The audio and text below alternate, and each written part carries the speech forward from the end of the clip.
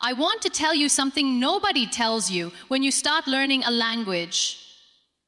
Fluency is not about knowing everything. Fluency is about not freezing when it matters. I have seen people who know 1,000 grammar rules stand silent in front of one simple question. How are you? Because their mind went blank, not because they didn't know English, because they were thinking too hard about being perfect. Let me tell you a secret. Life doesn't wait for you to be perfect. And neither does conversation. I want to tell you something nobody tells you when you start learning a language, something nobody puts on the cover of a textbook or writes on a classroom wall. Fluency is not about knowing everything. Fluency is about not freezing when it matters. Nobody warns you about that moment. The one where your mind goes completely, terrifyingly blank, right when you needed it most.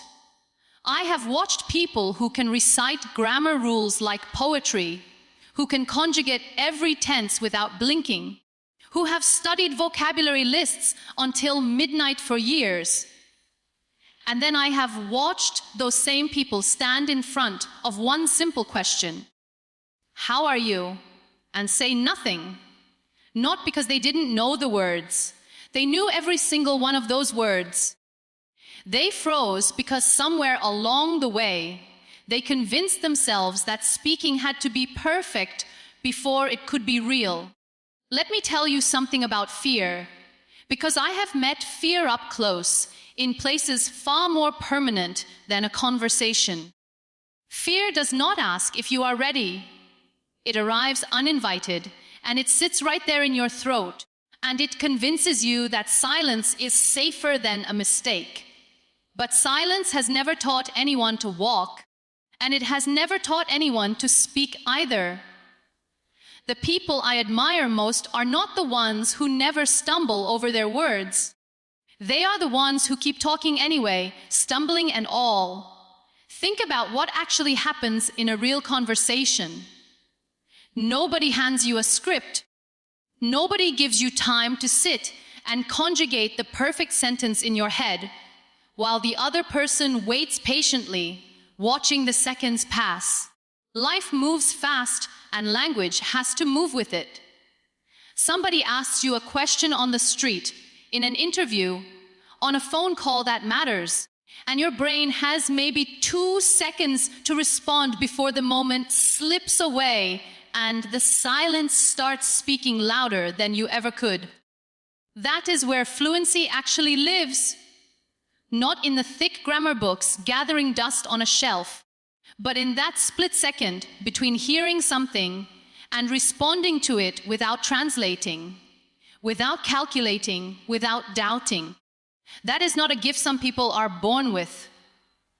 That is a place you arrive at, slowly, through practice, through falling and getting back up in conversation after conversation, until your mouth stops waiting for permission from your fear. I know what it feels like to have a body that will not do what you tell it to do.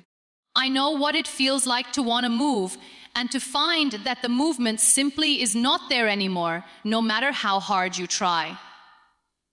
And I promise you, the way forward was never about waiting until I was strong enough, whole enough, ready enough. The way forward was moving anyway, imperfectly, one small motion at a time, until small motions became a life again. Speaking a new language asks the same thing of you. It asks you to stop waiting for the day you feel ready, because that day does not arrive on its own. It asks you to open your mouth while you are still unsure, while your accent still feels heavy on your tongue, while some part of you is still terrified of being laughed at or misunderstood. Every person who speaks a second language fluently today was once terrified of getting it wrong. The only difference between them and the ones still frozen in silence is that they kept speaking through the fear instead of waiting for the fear to leave first. So when I tell you that fluency is not about knowing everything, understand what I am really telling you. I am telling you that the goal was never perfection. The goal was never having every rule memorized before you dared to open your mouth. The goal is showing up in the conversation as you are, unfinished and still learning, and trusting that your voice deserves to be heard exactly as it is right now, not as some polished version of itself that may or may not ever arrive. 100 sentences are not a textbook, and I need you to understand the difference, because that difference changes everything about how you learn and how you carry yourself into the world. A textbook sits closed most of the time. It waits on a shelf, collecting dust, collecting good intentions that never quite turn into action. But a bridge is not something you study from a distance. A bridge is something you walk across again and again, until your feet know the way without your mind having to think about every single step. When I speak about these 100 sentences, I am not talking about rules to memorize and forget the moment the exam is over. I am talking about the exact words that will carry you across the gap between silence and connection, in the real moments when connection is the only thing that matters. Can you repeat that, please? Is not a grammar exercise. It is a lifeline you throw yourself when the words around you are moving faster than your understanding can follow. I didn't understand. Can you explain? Is not a sentence from chapter 4. It is permission you give yourself to stay in the conversation instead of quietly drowning in it, nodding along, pretending you understood something you did not. I have lived long enough with a body that does not move the way other bodies move to know something true about all bridges, whether they are made of language or made of something else entirely. A bridge does not ask you to be strong before you cross it. A bridge asks you to trust that it will hold you one step after another, even when you cannot see all the way to the other side. These sentences work the same way. You do not need to understand every rule of English grammar before you are allowed to say, "Nice to meet you." You only need the sentence itself, ready in your mouth, ready to carry you into a room full of strangers who might become friends. Think about how much of life actually happens in these small, unremarkable exchanges. Nobody remembers the grammar rule for the third conditional in the middle of ordering coffee, in the middle of asking for directions when you are lost in an unfamiliar city, in the middle of comforting someone who is crying and needs to hear that you are there for them. In those moments, nobody is grading you on a test.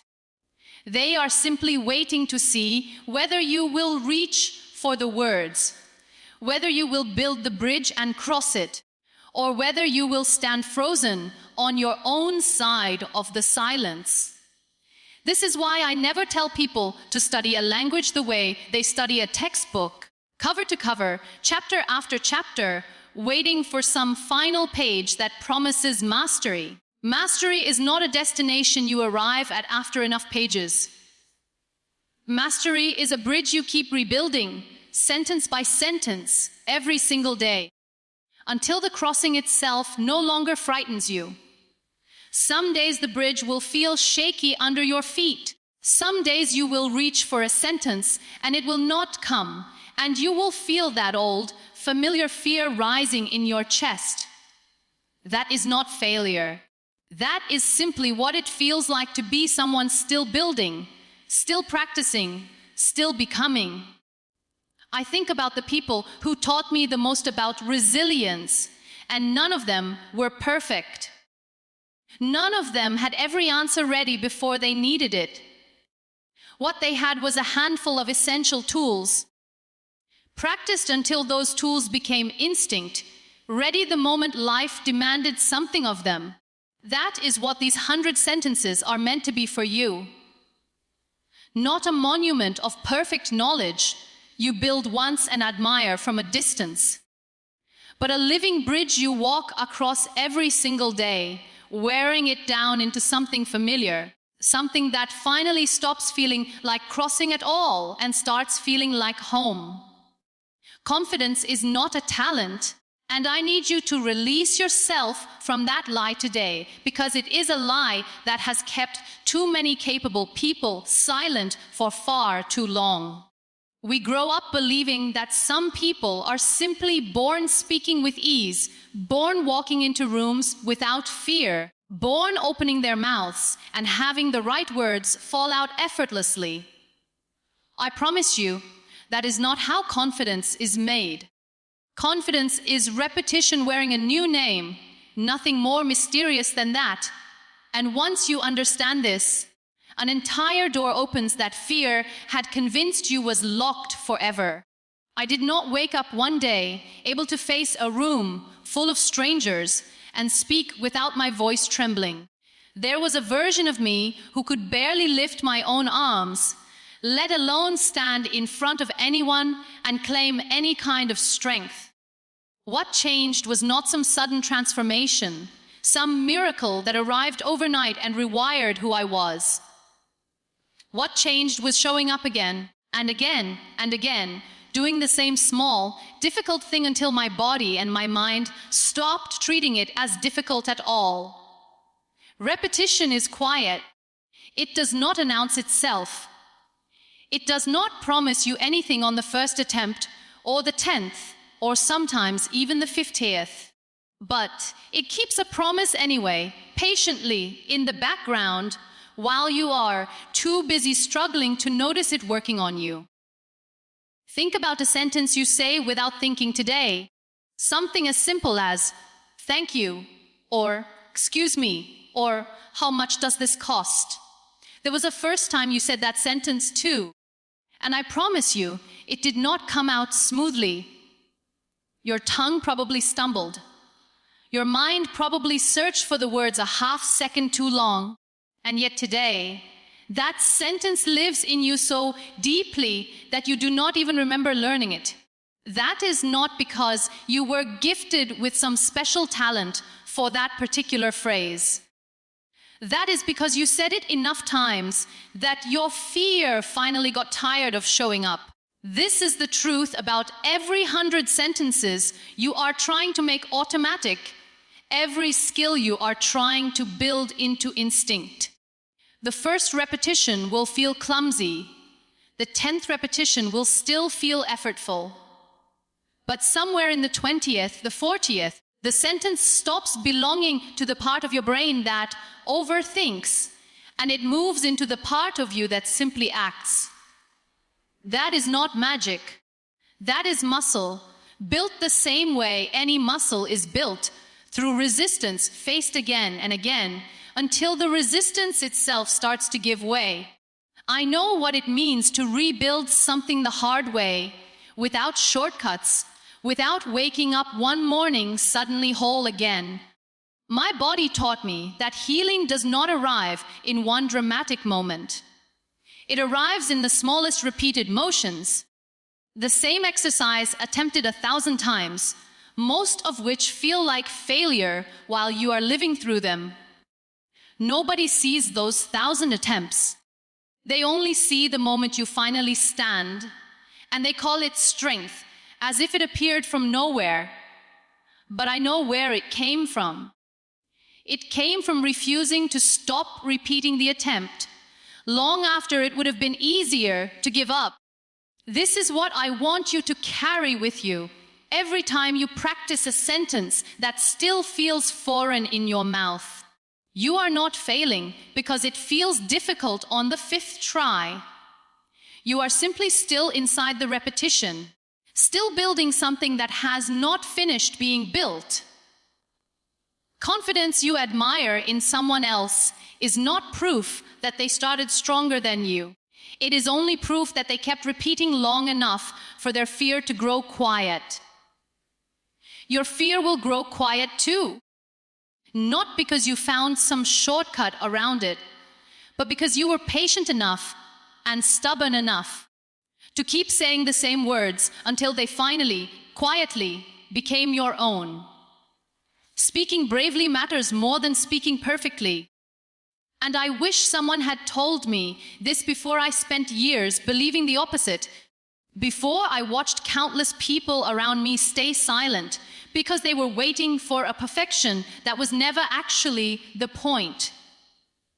We are taught, somewhere along the way, that mistakes are something to be ashamed of, that an accent is something to apologize for, that a grammatical error is proof that we do not belong in a conversation. I want to tell you as clearly as I know how, that this belief has silenced more voices than any actual lack of ability ever has. Perfection was never the price of being heard. Courage was always the price of being heard. And nobody tells you that, because perfection is easier to sell, easier to measure, easier to promise in a textbook that guarantees mastery in 90 days. But courage cannot be packaged that way. Courage is messier. Courage sounds like a sentence with the wrong tense in it, spoken anyway, because the person speaking it decided that being understood mattered more than being flawless. I have stood in front of thousands of people, and I can tell you honestly, nobody in that room was counting my grammar mistakes. They were listening to whether I meant what I said. They were listening for truth, not for textbook precision. And I have watched people with far more polished vocabulary than mine sit quietly in the audience, never speaking at all, because somewhere inside them, a voice convinced them that unless every word came out exactly right, it was better not to speak. That voice is a liar, and it has cost people entire conversations, entire relationships, entire opportunities that could have changed the direction of their lives. Think about the people who have genuinely moved you, the people whose words you still remember years later. I promise you, it was rarely because their sentence structure was flawless. It was because something in their voice was honest, was present, was willing to risk sounding imperfect in exchange for actually being known. A hesitant sentence spoken with real feeling will always reach further than a perfect sentence spoken from behind a wall of fear. People do not fall in love with grammar. People fall in love with courage. I know what it costs to speak when your body or your voice does not cooperate the way you wish it would. I know what it feels like to have people stare, to have people notice the parts of you that do not move or sound the way they expected. And I made a decision a long time ago that I was not going to let that fear of imperfection cost me my voice.